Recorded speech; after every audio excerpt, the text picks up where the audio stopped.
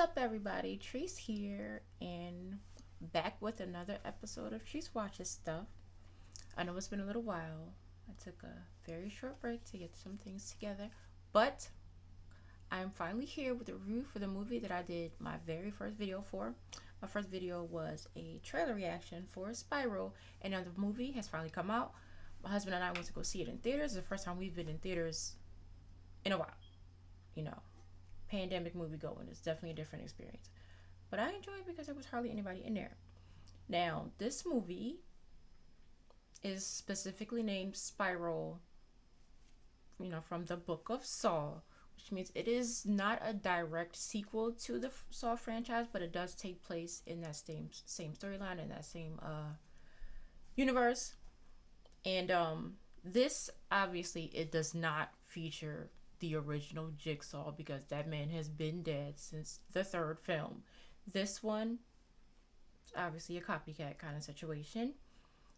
Only this time, they are targeting a specific precinct of police officers, which I thought was a nice little spin. Now, this movie is starring Chris Rock, who most of us are familiar with in a comedic sense. He's a very legendary comedic actor, a stand-up comedian, but I was actually initially introduced to him in a somewhat more serious role that he played in New Jack City back in, I think, the early 90s or late 80s. I don't know. I was like a very small child, so I don't really remember.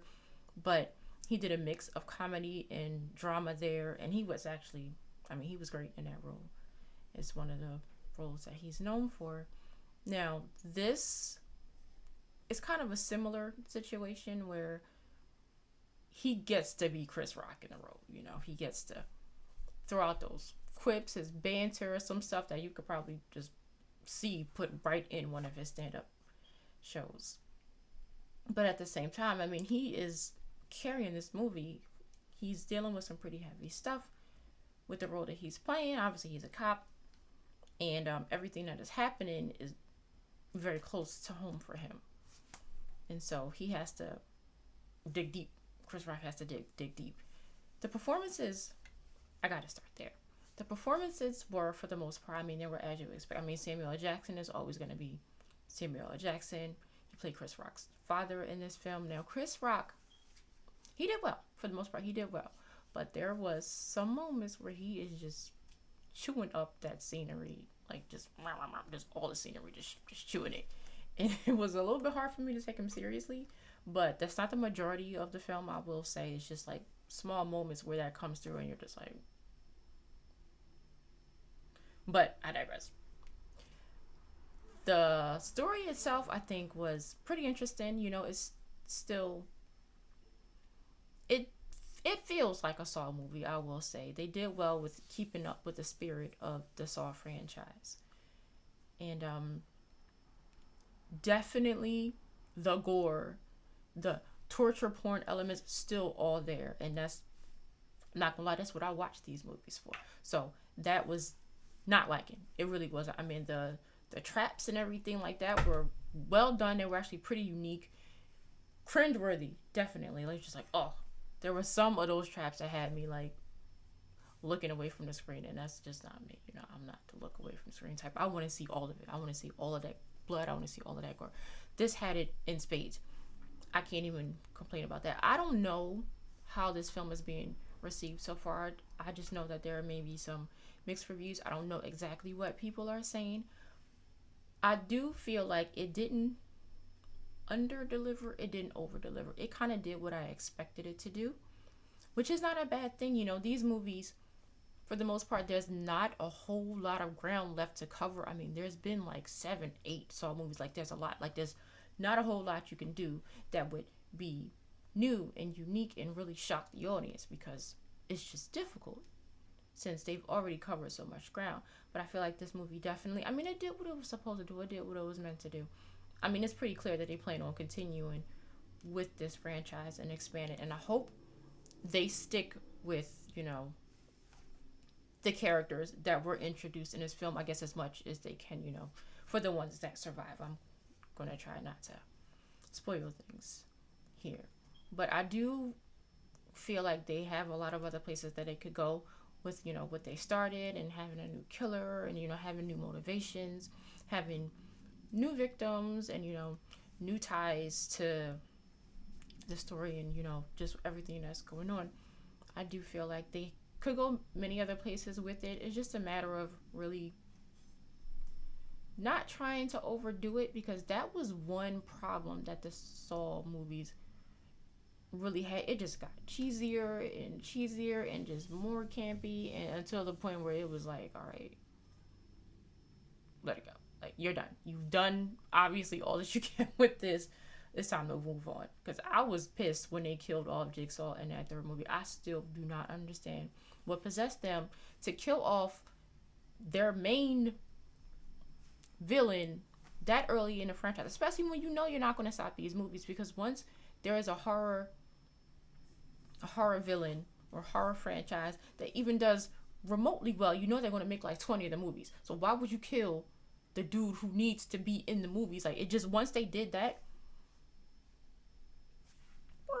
they just torpedoed, a lot. They did. I just feel like it was never the same after him. I still watched all the movies. I mean, of course, I complained a little bit, but I still watched the movies. It just didn't feel the same without Jigsaw, and I'm hoping that this time around that they will at least, take heed of what was said before, what people said about, like, the previous movies, and keep those things in mind, and don't repeat the same mistakes.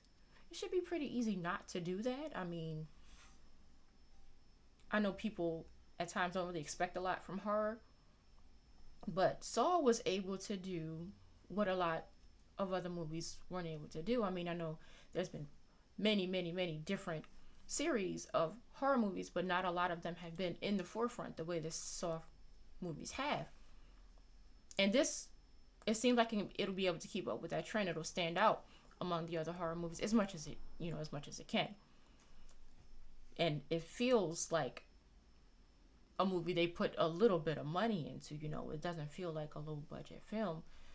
So with that being said, hopefully they will keep all of these things in mind and just continue to improve in the future, because I definitely think that this movie, that I think is starting another, Book of Saw is starting another chapter, I think it improved upon the last film in the franchise. And I know it might be a tall order to hope that they keep the upward trajectory, because a lot of times it's the opposite. Once a new movie comes out, the quality just goes down and down and down. I'm optimistic though. I did enjoy this movie. It was entertaining. It kept you on your toes. You paid attention. It wasn't boring at all, which is the most important thing here. I'm going to check out to see what other people are saying about the film, and you just see how it holds up against what I think. But for the most part, I did enjoy the movie. It was not a perfect film. No one should have been expecting it to be a perfect film, but I think it delivered on what it was meant to be. I will say that trailer, there are certain shots in that trailer that they probably should not have used, because it just gives away a little bit too much. I don't understand why these movie making people do that. Doesn't make a whole lot of sense to me, but maybe they had their reasons. I don't know, but I don't think they should have. But let's just say, in the end, worthwhile movie. If you are a fan of the torture porn genre, horror franchise, if you like the Saw movies, you're going to enjoy this. Won't disappoint. So, until next time. Oh, yeah, and don't forget, just whatever you thought of the movie, just let me know in the comments. And I'll see you next time.